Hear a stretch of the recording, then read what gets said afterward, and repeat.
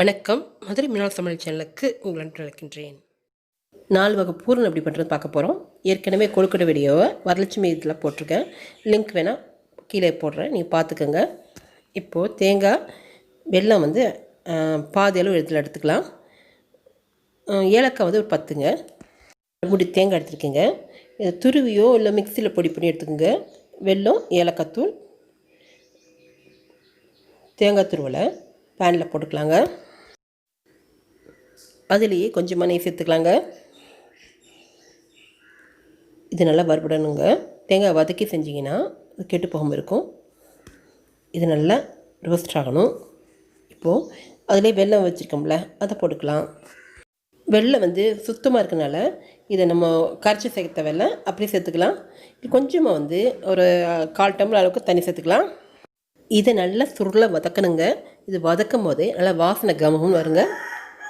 இப்போ ஏலக்காய் தூள் சேர்த்துக்கலாம். நாம் எல்லாத்தையும் ப்ரிப்பேர் பண்ணிட்டு செய்ய ஆரம்பிச்சோம்னா 10 நிமிஷத்தில் தேங்காய் பூரணம் ரெடி ஆயிருங்க. இப்போ ரெடி ஆயிடுச்சுங்க. அடுத்து கடலைப்பருப்பு பூரணம் செய்யலாங்க. 1 கப் அளவுக்கு கடலைப்பருப்பு ஊற வச்சுருக்கேங்க. நம்ம விரல் எடுத்து நசுக்கணும்னா அந்த பருப்பு உடையணுங்க. அப்போ அது சாஃப்டாக இருக்க அர்த்தம். இப்போ இதை எடுத்து ப்ரெஷர் பேனில் போட்டுக்கிறேங்க. ஒரு டம்ளர் அளவுக்கு தண்ணி சேர்த்துக்கலாம். பருப்பு குழையக்கூடாதுங்க. நம்ம எடுத்து நசுக்கும் போது அந்த பருப்பு வந்து அப்படியே நசுங்கணுங்க. இன்னும் கொஞ்சம் நேரம் வேகணுங்க. இன்னும் கொஞ்சம் வேவிடலாம். இந்த பருப்பு எப்படி வெந்திருக்குன்னா பாதியில் வெந்தால் போதுங்க. ரொம்ப குழையக்கூடாதுங்க. இது குக்கரில் போட்டோம்னா ரொம்ப குழஞ்சிடுங்க. 2வது தண்ணி அதிகமாக சேர்ந்தால் இந்த பூரணம் வந்து சீக்கிரம் கெட்டு போயிருங்க. பாருங்கள், இப்போ இந்த பருப்பு வந்து நல்லா வெந்திருக்குதுங்க. இந்த அளவு வெந்தால் போதுங்க. இப்போ இதை நம்ம இறக்கிடலாம். நம்ம பூரணத்தை உடனே காலி பண்ணுறாந்தா நம்ம குக்கரில் போட்டோம்னா சீக்கிரம் ஆயிரும். ஆனால் வந்து நம்ம வச்சு சாப்பிட்றாந்தா இந்த மெத்தடில் செஞ்சு பாருங்கள். இது ஒரு 10 நாளைக்கு கெட்டு போகாதுங்க. பருப்பில் இருக்க தண்ணியை நான் ஃபில்ட்ரு பண்ணிட்டேன். இது அப்படியே ஆறணுங்க. இதே மெத்தடில் தாங்க போலிக்கு நம்ம ரெடி பண்ணணும். பாருங்கள், இந்த பருப்பில் தண்ணியே இல்லை, தெரியுதுங்களா? இப்போ இதை மிக்சியில் போட்டுக்கலாம். இதை பவுடராக நுணுக்கணுங்க. தெரியுதுங்களா? இந்த அளவுக்கு நுணுக்கினா போதுங்க. பூனாமும் தண்ணி சேர்க்கலாங்க. எடுத்து அப்படி போட்டோம்னா இந்த நம்ம பொடி பண்ணோம்ல அது அப்படி உதிரணுங்க. தெரியுதுங்களா? இப்படி தாங்க இருக்கணும். இந்த அளவுக்கு வெந்தால் போதுங்க. இப்போது கடையில் வெல்லம் காய்ச்சறதுக்கு கொஞ்சமாக தண்ணி சேர்த்துக்கலாம். இப்போ அதில் வெல்லம் சேர்த்துக்கலாங்க. எங்கள் ஊர் பக்கங்களில் இப்படி தாங்க கொழுக்கட்டைக்கு பூரணம் ரெடி பண்ணுவாங்க. இந்த பூரணெல்லாம் அவ்வளோ ஈஸியாக கெட்டு போகாதுங்க. ஒரு 10 நாளைக்கு வெளியே வச்சா கூட அப்படியே இருக்குங்க. நல்லா கிண்டி எடுத்து வச்சிடணுங்க. அடிக்கடி கை போடக்கூடாது. வெல்லம் நல்லா கரையணுங்க. பருப்பு அரைச்சி வச்சுருக்கோங்களா, இப்போ அதை சேர்த்துக்கலாம். 2 சேர்த்து நல்லா கிண்டலாங்க. இதுலேயே தேங்காய் துருவல் சேர்த்துக்கலாங்க.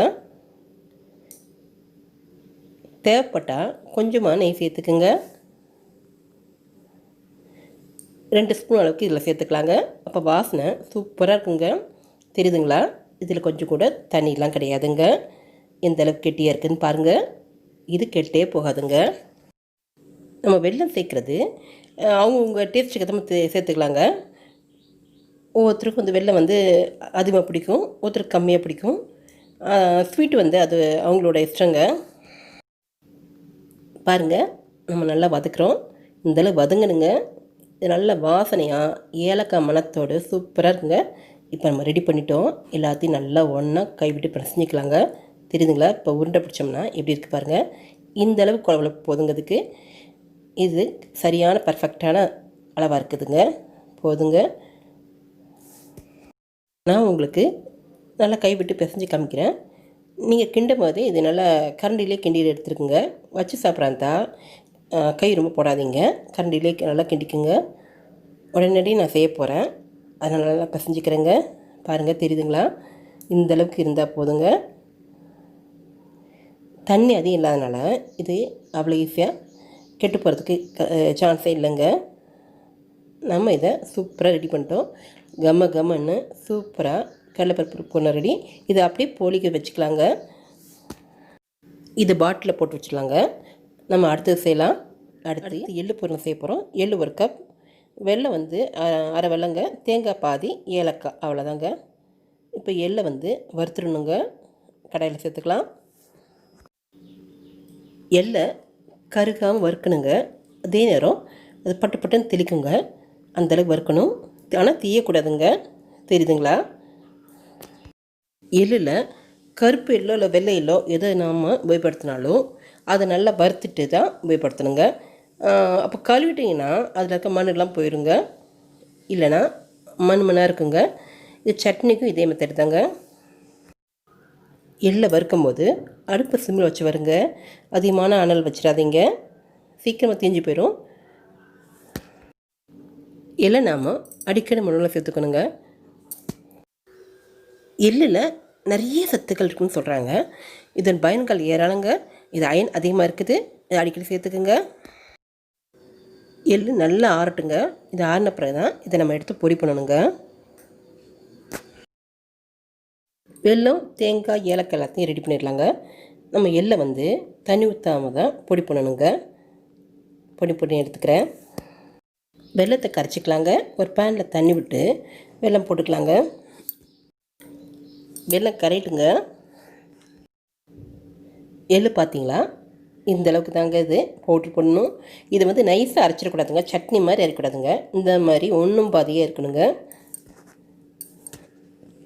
தேங்காய் துருவி இருக்கும். ஏலக்காய் தூள் ரெடியாக இருக்குங்க. வெல்லம் காஞ்சிட்ருக்குங்க. தேங்காய் தூள் சேர்த்துக்கலாங்க.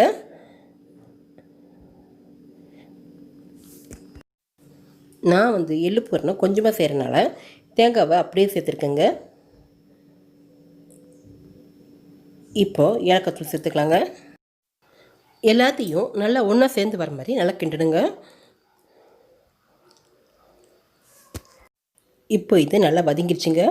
இதை அப்படியே நம்ம தள்ளி வச்சுட்டு எள்ளை சேர்த்துக்கலாங்க. பாத்திரம் சின்னதாக இருக்குங்க. அதனால் வதக்கணும்ல தேங்காய் போடணும், அதை எடுத்துகிட்டு எள்ளை வதக்கிடலாங்க. நாம் பூரணத்தை பல வகையில் ரெடி பண்ணலாங்க. ஆனால் இந்த 3 வகை பூரணம் தாங்க இருக்கிறதுலே பெஸ்ட்டுங்க. பாருங்கள், இப்போ எள்ளு நல்லா வதங்கிடுச்சு. அரைச்சிட்டு வதக்கி சேர்க்கும் போது சீக்கிரம் கெட்டு போகாதுங்க. அப்புறமேலே நம்ம வெல்லம் ரெடி பண்ணோம்ல, அதை சேர்த்துக்கலாங்க. இது நல்லா வதங்கிடுச்சுங்க. பாருங்கள், தெரியுதுங்களா? இந்தளவு வதக்கினா போதுங்க. இப்போ இதில் நம்ம ரெடி பண்ணோம்ல வெல்லம், தேங்காயெல்லாம், அதை இப்போ சேர்த்துக்கலாங்க.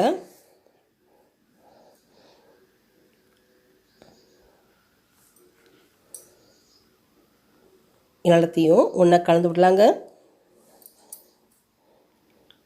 இந்த எள்ளு பூரணம் ரொம்ப ரொம்ப டேஸ்ட்டாக இருக்குங்க. எள்ளு பூரணம் கொழுக்கடிக்கு தனி டேஸ்ட் கொடுக்குங்க. இப்போ எடுத்து பார்க்கலாம். பாருங்கள், உருட்டு வருது. இந்த அளவுக்கு இருந்தால் போதுங்க. நம்ம இதில் தண்ணிலாம் சேர்க்கலாங்க. இதே மாதிரிலாம் ப்ரிப்பேர் பண்ணிட்டோம். பாருங்கள், உருட்டு எடுத்துக்கலாம். சின்ன சின்ன உருண்டைகளாக பிடிச்சி வச்சுக்கோங்க. நம்ம வெளியே வச்சு அப்படியே ஒரு வாரத்துக்கு பயன்படுத்தலாங்க. இதே மாதிரி எல்லாத்தையும் உருட்டு எடுத்துக்கலாம். அவ்வளோதாங்க, நம்ம எள்ளு பூரணம் ரெடி. இப்போது உளுந்தம் பூரணம் சேர்க்க போகிறோம். மிளகு, சீரகம், மிளகா வத்தல், இஞ்சி, மிளகா வத்தல் 4, தேங்காய் அரை முடிங்க.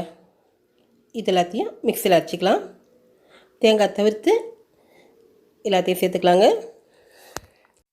நமக்கு காரம் எவ்வளோ பிடிக்குமோ அந்தளவுக்கு மிளகா வத்தல் சேர்த்துக்கலாங்க. தேங்காவை நைஸ் அரைக்காமல் பூ மாதிரி துருவி எடுத்துக்கலாங்க. மிளகா வத்தல், மிளகு சீரகம் இருக்குங்களா, அதை இப்போ பிடிச்சிக்கலாங்க. இந்தளவு பிடிக்கணும். உளுந்தை நம்ம கொஞ்சம் கொஞ்சமாக சேர்த்துக்கலாங்க. நம்ம அரைக்கிற பக்கம் எப்படின்னா நைஸாக இருக்கக்கூடாதுங்க, ஒன்றும் பாதியாக இருக்கணும். அதே நேரம் வந்து தண்ணி துளிச்சு தான் அரைக்கணும். இப்போ உப்பு சேர்த்துக்கலாம். நாம் இதை விட்டு விட்டு தாங்க அரைக்கணும். ஃபுல்லாக வச்சு அரைச்சிடாதீங்க. பாருங்கள், இப்போ தெரியுதுங்களா? இந்தளவுக்கு இருந்தால் போதுங்க. இதுலேயே கொஞ்சமாக பெருங்காயத்தூள் சேர்த்துக்கலாங்க.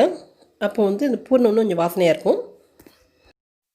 இதையும் சேர்த்து ஒரு வாட்டி அரைச்சிக்கலாங்க. அவ்வளோதாங்க, இப்போ ரெடி ஆயிடுச்சு. தாளிக்கலாம்.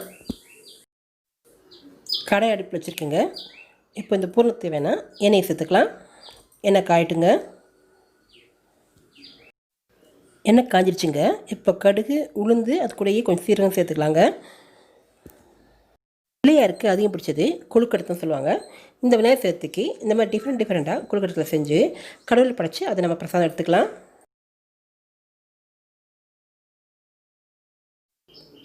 நான் எல்லா வகை கொழுக்கட்டையும் இப்போ செய்யலைங்க. ஏன்னா நான் ஏற்கனவே வரலட்சுமி நோம்புக்கு எல்லா வகை கொழுக்கட்டையும் பண்ணி காமிச்சிருக்கேங்க. இப்போ வந்து இது எப்படி பூரணம் செய்கிறது மட்டும் உங்களுக்கு சொல்கிறேங்க. இது பொரியட்டுங்க. இப்போ உளுந்து போட்டுக்கலாம். உளுந்தை நல்லா வதக்கணுங்க. இதை வதக்கி எடுத்து வச்சா தான் கெட்டு போகாமல் இருக்கும். அதே நேரம் வந்து இதை வந்து நம்ம வெளியே ரொம்ப நாள் ஸ்டோர் பண்ண முடியாதுங்க. ஃப்ரிட்ஜில் வச்சு தான் ஸ்டோர் பண்ணணும். வெளியே வச்சோம்னா ஒரு நாள் தாங்கும், அப்புறமேல கெட்டு போயிருங்க. நீங்கள் அதனால் ஃப்ரிட்ஜில் வச்சுக்கோங்க. இது நல்லா வதக்கணுங்க. பாருங்கள், இப்படி உதிரியாக வரணுங்க. அது தெரியுதுங்களா? நம்ம பூர்ணம் நல்லா வதங்கிடுச்சுங்க. வெந்தும் இருக்குது. இப்போ தேங்காய் பூ அதில் சேர்த்துக்கலாங்க. இதையும் சேர்த்து நல்லா வதக்கலாங்க. இந்த பூர்ணம் நல்லா வந்துருச்சுன்னு நாம் எப்படி தெரிஞ்சுக்கிறதுனா, நம்ம அதை எடுத்து கையில் அப்படி பிடிச்சோம்னா இது பிசு பிசுன்னு ஒட்டக்கூடாதுங்க. அப்படி ஒட்டலைன்னா அது நல்லா வெந்திருக்குன்னு அர்த்தங்க. பாருங்கள், இப்போ நல்லா வெந்திருக்குது. தெரியுதுங்களா? தேவைப்பட்டால் இன்னும் கொஞ்சம் எண்ணெய் சேர்த்துக்குங்க. இது எல்லாத்தையும் ஒன்றா சேர்ந்து கிண்டுங்க. பாருங்கள், இப்போ நம்ம பூர்ணம் சூப்பர் ரெடி ஆயிடுச்சு. நல்லா உதிரியாக இருக்குதுங்க. சூப்பரான காரசாரமான உளுந்து பருப்பு பூரணத்தை ரெடி பண்ணிட்டோம். அதே மாதிரி கடலைப்பருப்பு பூரணம் ரெடியாக இருக்குதுங்க. தேங்காய் பூரணங்க, எள்ளு பூரணம், இப்போ 4 வகை பூரணத்தையும் நான் செஞ்சு காமிச்சிட்டேன். இதேமாதிரி நீங்கள் செஞ்சு பாருங்கள். ஏற்கனவே வரலட்சுமி பூஜைக்கு கொழுக்கட்டை எப்படி பண்ணுறது, மாவு எப்படி தயாரிக்கிறதுன்றது வீடியோ போட்டிருக்கேங்க. அதோட லிங்க் வந்து நான் கீழே கொடுத்துருக்கேன். உங்களுக்கு தேவைப்பட்டால் அதை பார்த்துக்குங்க. இப்போ நான் தேங்காய் பூரணத்தை வச்சு கொழுக்கட்டை பண்ணியிருக்கேன். இந்த கொழுக்கட்டை ரொம்ப சாஃப்டாக இருக்குங்க. இந்த பூரணம் ஒன்றும் ரொம்ப டேஸ்டியாக இருக்குங்க. இந்த 4 வகை பூரணத்தை வச்சு இந்த விநாயகர் சதுர்த்தி நீங்கள் பண்ணி பாருங்கள். எப்படி இருக்குன்னு சொல்லுங்கள். மறக்காமல் சப்ஸ்கிரைப் பண்ணிடுங்க. கீழே இருக்க பெல் பட்டன் அமுக்குங்க. அப்போ நாங்கள் போகிற வீடியோ வரும். நன்றி.